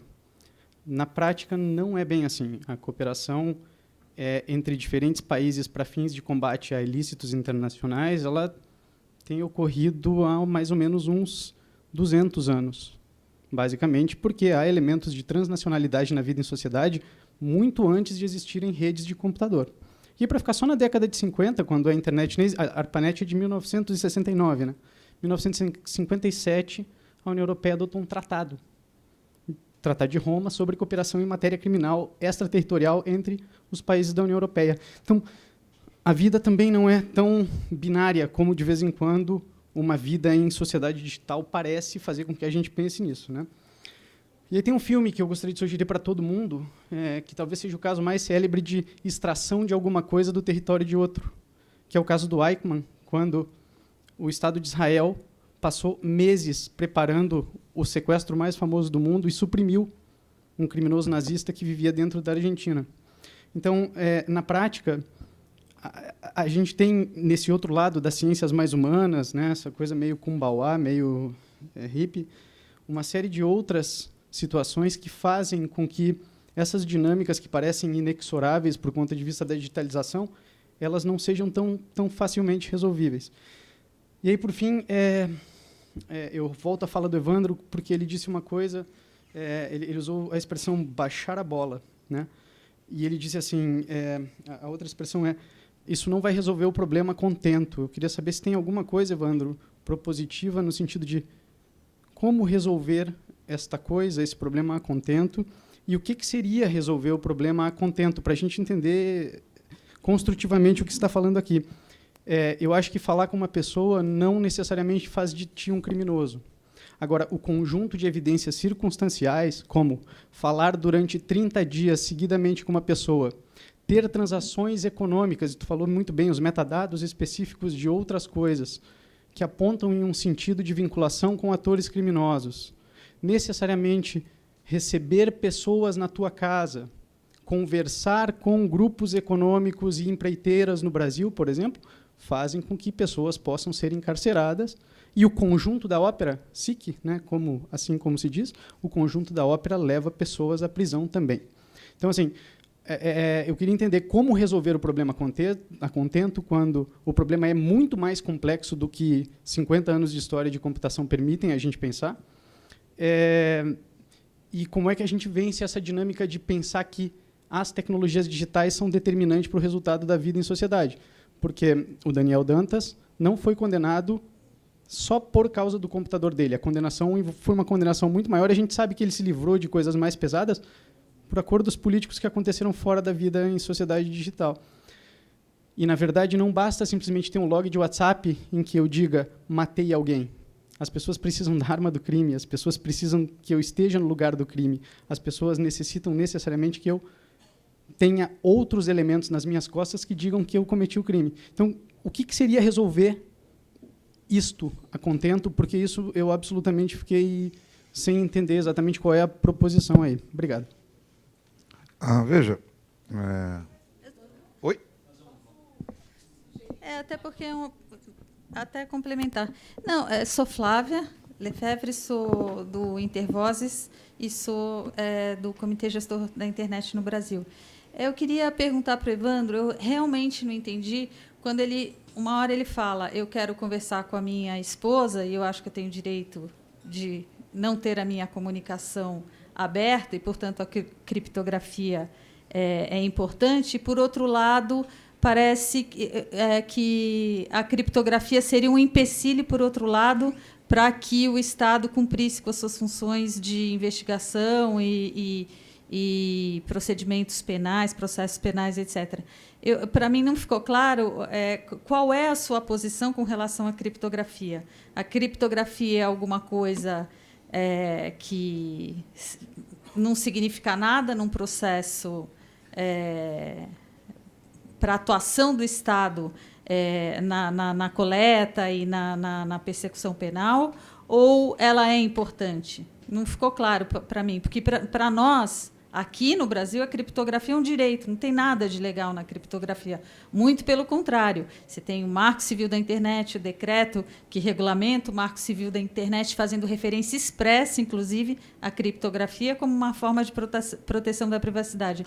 Então, eu queria entender, fiquei confusa com a sua fala. Obrigada. Bom, Só um minutinho, tem mais uma pergunta. Boa tarde, meu nome é Paloma, sou pesquisadora do IRIS.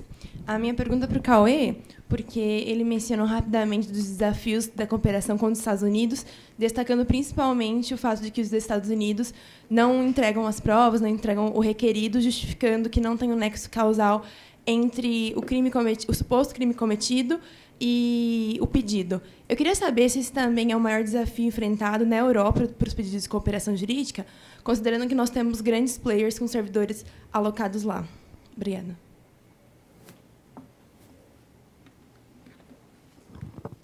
Evandro, por favor. Bom, eu consegui identificar 3 pontos, né? O primeiro ponto foi a relação da criptografia com as armas.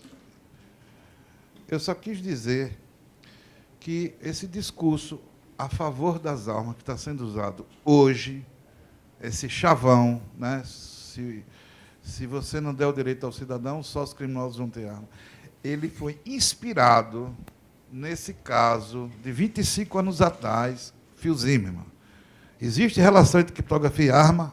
Nenhuma. Eu não afirmei isso. Está claro? Beleza. Segundo, como resolver esse problema?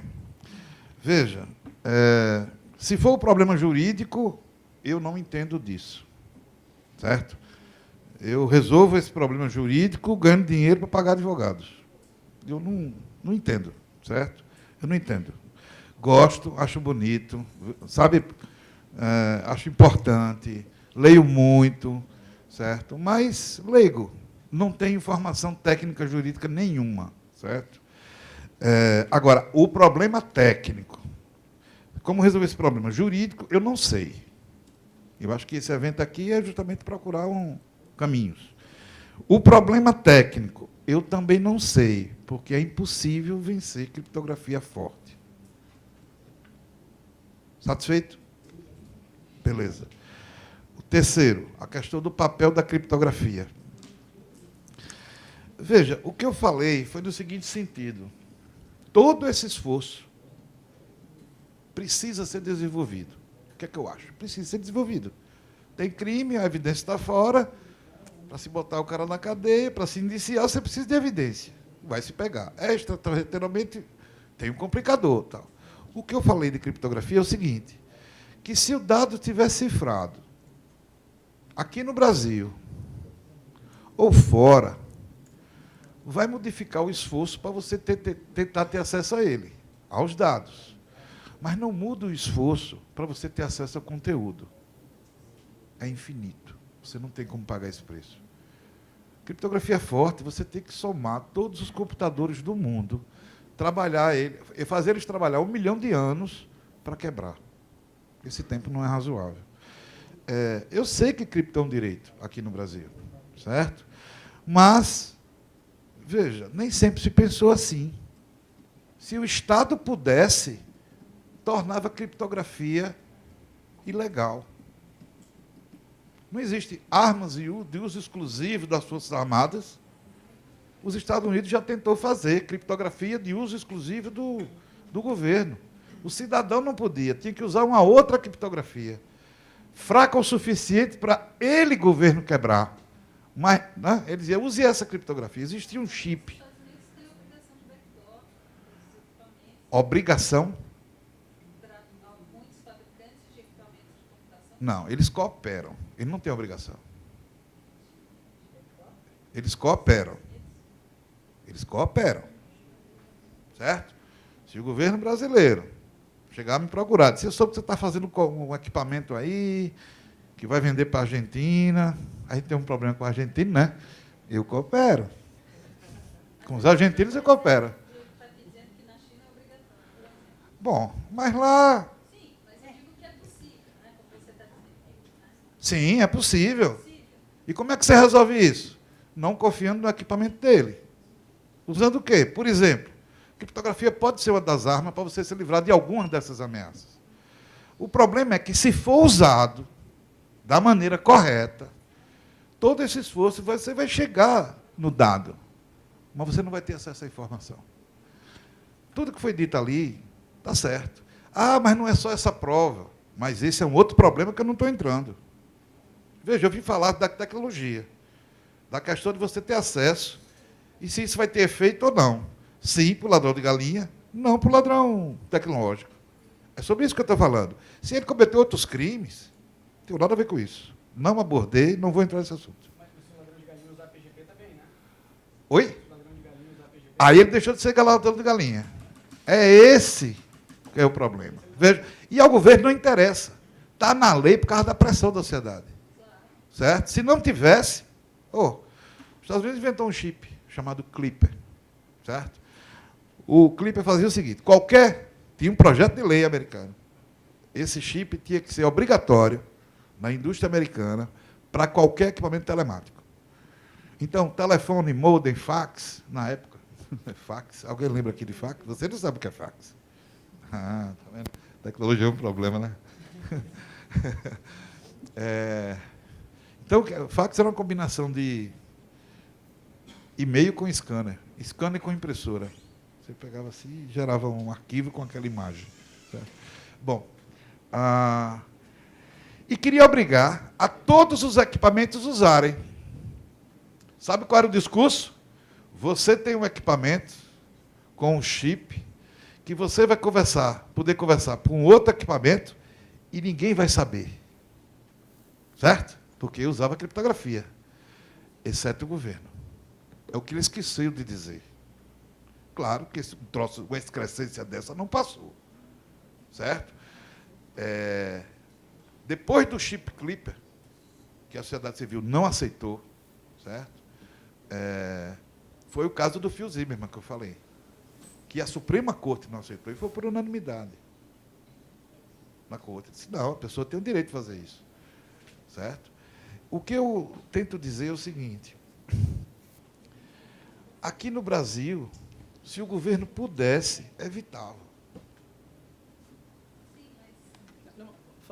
Flávia, posso intervir de novo? Desculpa, Diego aqui. Sim, pode. Evandro, é muito bom saber que a gente está do mesmo lado em relação ao PGP e acho que, assim, por conta do decálogo de princípios do Comitê Gestor da Internet no Brasil, que favorece padrões abertos e interoperáveis, PGP é uma das tecnologias que se estimula e se favorece e se busca, inclusive, capacitar a população brasileira com os programas que a gente tem para o uso do PGP. Por exemplo, na Escola de Governança da Internet no Brasil, há, em algumas edições, oficinas de treinamento de PGP para as pessoas utilizarem. Mas aí, só para aproveitar o gancho do Clipper Chip, né, o maior problema é que nem sempre os caras que estão na linha de frente das investigações e das polícias, eles conhecem a história. Né?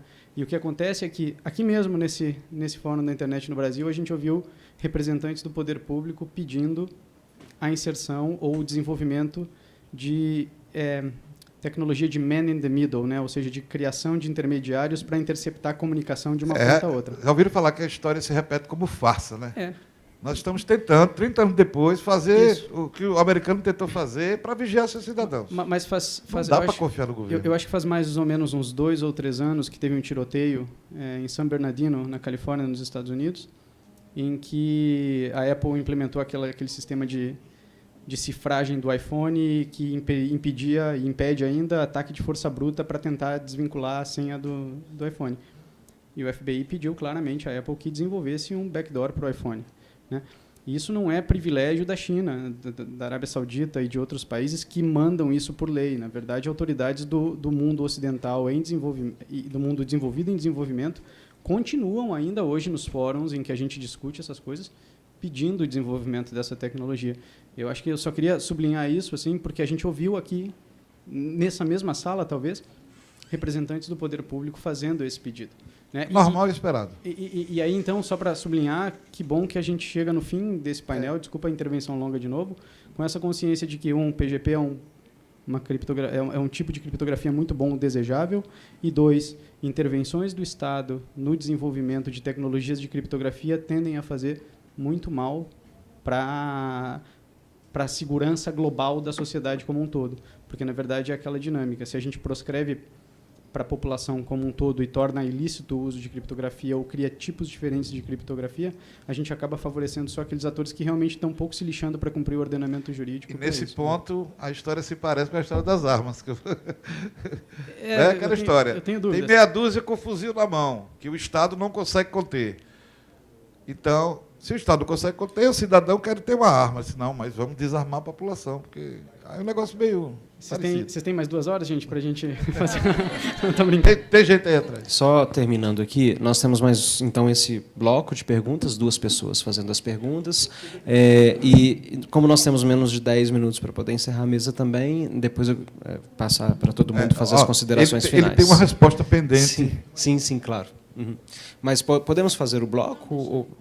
Tá, perfeito. Eu tenho uma resposta pendente. Desculpa, qual que é o seu nome? A Paloma fez uma pergunta. Antes de responder a Paloma, só queria comentar algumas coisas aqui do Diego. Primeiramente, quando ele falou que a cooperação jurídica internacional ela é anterior à internet, eu quero deixar claro que eu concordo com ele, pedir desculpa se eu transpareci o contrário. Posso até citar aqui como exemplo que nós temos acordos bilaterais de cooperação jurídica internacional que são anteriores à criação da internet. Por exemplo, a gente tem um acordo com a Bolívia que hoje em dia a gente nem usa mais, que ele é do século XIX, só para dar um exemplo. E com relação ao Cloud Act, eu acho que eu tinha ficado devendo na minha apresentação falar sobre a opinião do DRCI com relação ao Cloud Act, né? Primeiramente, nós estamos ainda estudando o Cloud Act, porque ele é uma lei muito recente. Nós tivemos uma reunião com o Department of Justice dos Estados Unidos, que seria a autoridade central para os casos de cooperação jurídica internacional em matéria penal dos Estados Unidos, e eles informaram para a gente que eles estão negociando um acordo executivo com o Reino Unido, que eles vão usar como modelo, com base na Cloud Act. E esse acordo está para sair mais ou menos entre março e abril do ano que vem, de 2019. Uma vez que esse acordo for estabelecido, os Estados Unidos pretendem usar esse acordo como modelo para fazer outros tratados executivos com base na Cloud Act com outros países, e o Brasil seria um deles. Bom, agora movendo para a pergunta da Paloma, né? Eu até agradeço que você tenha feito essa pergunta, porque foi algo que eu deixei um pouco a desejar na minha apresentação por conta do tempo, né? Você perguntou se a falta de nexo causal seria também o principal principal problema para o não cumprimento dos pedidos de cooperação jurídica internacional em matéria penal com a Europa, né? De maneira geral, a falta de nexo causal é, sim, o principal problema que a gente encontra. O que seria essa falta de nexo causal? É extremamente importante que, no pedido de cooperação, a autoridade requerente deixe claro a ligação entre o crime, a prova telemática que está sendo solicitada e a importância dessa prova telemática para as investigações aqui no Brasil ou no Estado estrangeiro, caso seja um pedido passivo. Então, muitas vezes, o pedido pode acabar caindo naquilo que a gente chama de phishing expedition. Por exemplo, eles pedem a quebra de sigilo telemático de conversas de WhatsApp entre o suspeito e um suposto cúmplice dele num período, sei lá, de 1 mês. Isso é algo que dificilmente qualquer país vai aceitar. Eles querem, por exemplo, que você fale o fuso horário, a data das conversas, onde estão armazenados e por que aquela conversa supostamente teria envolvido. Por exemplo, aquela conversa foi o que o suposto criminoso teria utilizado para fazer a ocultação do cadáver de um crime de homicídio. Enfim, em suma, de maneira geral, para que a quebra de conteúdo de dados telemáticos seja efetivada por meio da cooperação jurídica, tem que estar muito bem fundamentado, muito bem justificado, para que a gente não corra o risco de ferir o direito à privacidade sem algo que esteja muito bem embasado. E tanto os Estados Unidos quanto o Brasil, para que seja cumprido essa quebra de sigilo telemático, vai exigir que seja expedido o mandato, né? Os Estados Unidos também exigem, quando é quebra de conteúdo. Então, de maneira geral, a gente fala até que eles são um pouco chatos para o cumprimento de pedido. Por exemplo, a gente manda o pedido, é comum que eles encaminhem 3 ou 4 pedidos de informações adicionais que, se a autoridade requerente não responder de maneira satisfatória, eles não vão cumprir o pedido.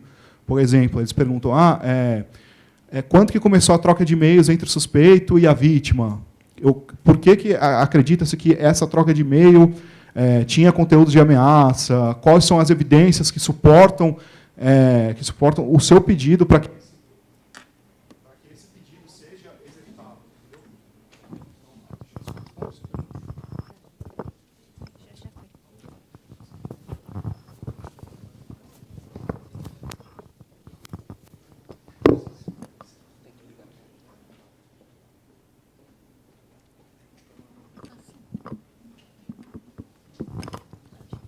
Sim, por favor, as próximas perguntas. Boa tarde, meu nome é Egli, sou advogada. Fui proponente de 2 painéis que aconteceram, um de proteção de dados envolvendo cookies e um de acessibilidade de deficientes visuais na internet. Só gostaria de deixar uma manifestação. Eu acho que o tema que vocês propuseram é muito interessante. Como proponente e participante dos eventos do CGI, entendo que é um tempo muito pequeno para certas colocações. Acho que as colocações foram pertinentes e gostaria de me manifestar no sentido de que, como membro da classe dos advogados, não me sinto ofendida de forma nenhuma e creio que essa é uma das casas da possibilidade da liberdade de expressão. Então, eu gostaria que vocês tivessem essa percepção de uma advogada que não se sentiu ofendida. Só isso. Boa tarde. Boa tarde, eu me chamo Yuri. A minha dúvida é mais ou menos sobre o Global Act. Eu não estou muito bem inteirado de como está sendo feito isso, mas eu fiquei pensando nisso a partir de uma perspectiva de espionagem industrial. Imaginando o seguinte cenário: eu sou uma empresa russa e tenho uma sede nos Estados Unidos. Então, de alguma forma, é feito e organizado uma situação onde a empresa russa é incriminada, com o objetivo de, através do julgamento e através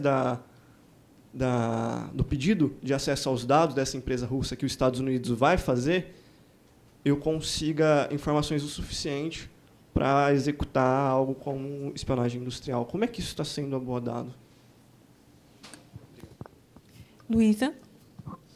A gente já vai fazer as falas finais? Como é que está aí a moderação? Nós já podemos partir para as falas finais. Pronto, aí, quando chegar, responde.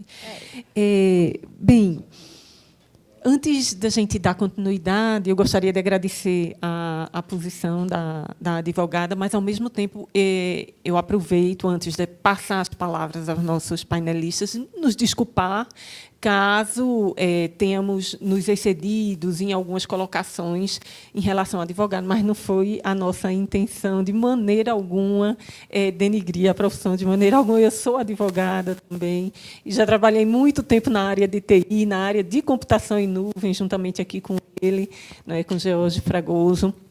Então, assim, não foi a nossa intenção. Então, ficam os nossos pedidos de desculpa e vamos passar para Jorge para fazer as suas conclusões finais. Discutir sempre é bom, né? Discutir enriquece, antes de tudo, o conhecimento e a definição das regras. Então, quando a gente faz alguma colocação aqui, seja para provocar, no sentido de instigar e de melhorar a definição das regras. Não tem nenhum outro intuito. A TI evolui, melhora a sociedade, o direito evolui, melhora a sociedade também. Quando a gente coloca aqui que o direito ele tem que correr mais, se possível, é porque a TI evolui tão rápido, que, se de alguma maneira o direito não acompanhar numa velocidade considerável, vai estar validando coisa que não é mais usada. Certo? Então, toda a colocação aqui foi pensando no melhor. Tá? E eu ainda tenho o pensamento do que eu falei antes. A computação ela vai ditar o ritmo do mundo. Não só porque eu sou de computação, mas porque a gente está vendo isso. E, se vocês estivessem onde a gente está, a quantidade de pessoas mexendo na computação, enquanto a gente está falando do direito aqui, é uma coisa absurda, que eu não sei se é prestando atenção ou não, mas é provando que a computação está, de fato, entre nós. E tem termo para isso. Então, mais uma vez, obrigado, e é essa a mensagem. Eu gostaria de agradecer também pelo convite. Eu tenho algumas observações. Sempre que a gente vai falar de crime, a coisa pega fogo mesmo, né, gente? E aí fazer uma observação em relação ao nosso próprio tema, né, que é a coleta de evidências, e deixar claro, que talvez não tenha ficado tão claro na minha fala, que coletar evidência não é necessariamente resolver crimes, né? Então, esse impulso de resolver crimes, é claro que a sociedade quer que que delitos sejam esclarecidos, quer que os crimes diminuam, enfim, mas coletar evidências não é exatamente, né, uma condição inequívoca para isso. Acho que também precisa deixar claro no painel, né, que a gente falou muito de resolver crime, na verdade, obter evidência nem sempre leva à solução do crime, e muito menos à sua diminuição, que também é um anseio de toda a sociedade. Eu acho que eu reforço a fala do Jorge no que tange à diversidade de perspectivas, né? O fórum, como um ambiente multissetorial, justamente busca trazer para a conversa, né, as diferentes perspectivas. Me parece até que a gente ficou muito restrito ao direito à TI. A gente também tem que pensar na administração de empresas, porque a gente está falando de modelos globais, a gente está falando de ciências políticas, a gente está falando de antropologia, a gente está falando de história, de relações internacionais, de geografia, de modo que me parece que o binário entre direito e TI, ou computação, ainda precisa agregar diferentes visões. E daí que um fórum que é multissetorial justamente tem que colocar junto essas diferentes perspectivas para além de qualquer polaridade. Por fim, também falando sobre essa rica oportunidade, né, de dialogar sobre os principais desafios da sociedade, o fórum também tem essa estrutura de trazer para cá, para a gente discutir o que a sociedade está pensando. É por isso que a estrutura de proposição é justamente, né, a gente que propõe. Também fui coproponente aí de 2 painéis, dá um super trabalho, né? E é muito importante ter esse espaço aqui de maneira livre e respeitosa para convergir essas opiniões e divergir também, porque é assim que se constrói. E aí também eu vou agradecer por estar aqui como a única debatedora, né? Acho que ficou também a gente teve essa discussão de, enfim, composição em equidade de gênero. Estou aqui me sentindo muito responsável, assim, por todas as minhas colegas que estão aqui e que representam as mulheres na governança da internet, como nós debatemos nesse dia também. E, por fim, dizer que o caminho que a gente tem que traçar, além desse diálogo multissetorial, dessas diferentes perspectivas, é também aquele caminho do que a gente não quer abrir mão, do Estado democrático de direito, da legalidade e dos direitos que todos nós temos, né? Eu acho que, usando a expressão, né, do baixar a bola, o Estado democrático de direito não pode baixar a bola. Obrigada.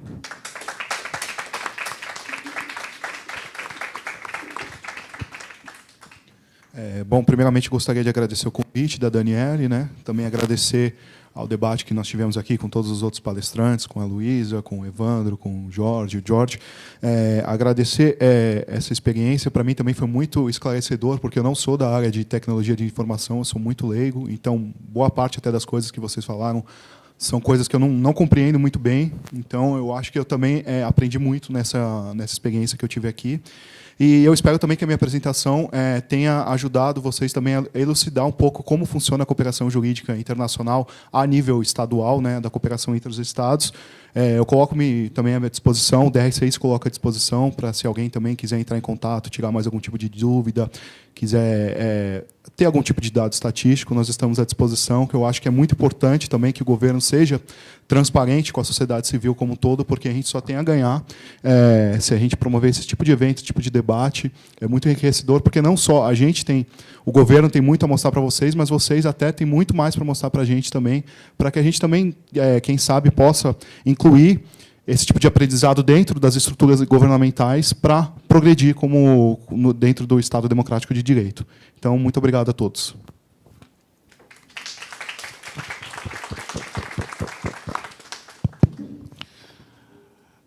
Eu gostaria, agora no final, de tocar em 2 pontos. Um é um tema que eu acho que ele é inerente a qualquer discussão sobre o uso da rede, que chama-se neutralidade da rede. A rede foi criada para ser neutra. Ela não tem cor, né? Ninguém pode... Por exemplo, eu vi um termo aqui, eu acho que foi a Luísa falou, governança global da rede. Isso, veja, se você for ver a proposta da rede, como ela foi criada, governança pode ter um sentido além do permitido para uma rede ser neutra. Governança pode significar controle, certo? Que a rede foi criada para não ter. Né? Na verdade,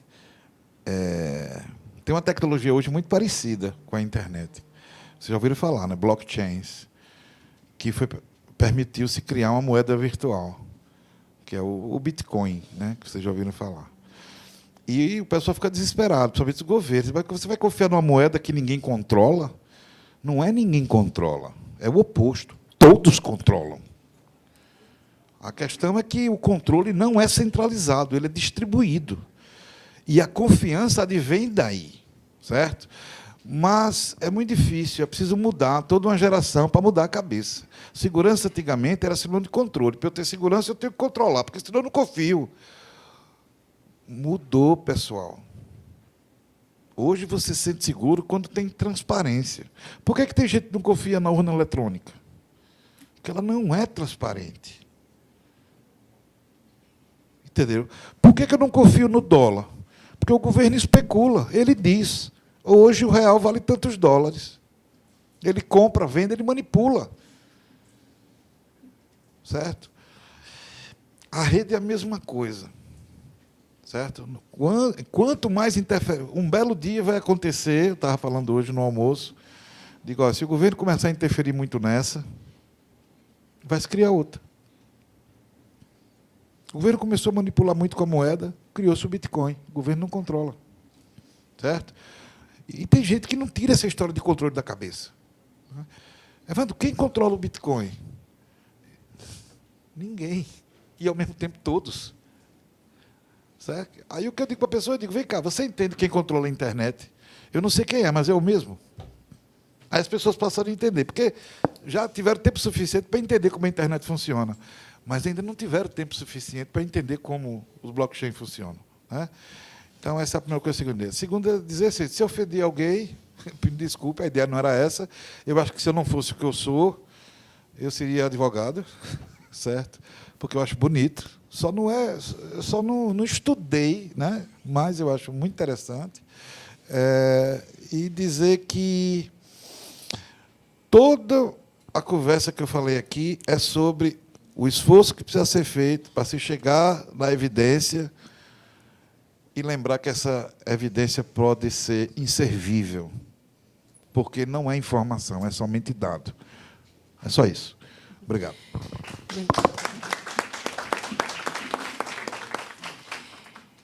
Bem, gostaria de agradecer a todos os painelistas que se dispuseram a vir discutir o tema aqui, nesse fórum de discussão, nesse workshop. Agradecer também aqui ao meu relator, Jorge Fragoso, que ele é mestre em Ciência da Computação e também formado em Direito, graduado em Direito. Agradecer também à organização do evento, ao comitê gestor, a Marina, Tomás, pelo apoio durante aqui o evento, e também agradecer a participação de todos no nosso evento, me desculpando só um pouquinho por ter excedido a hora prevista. Muito obrigada a todos e uma boa noite. Dou por encerrada a sessão. Até mais.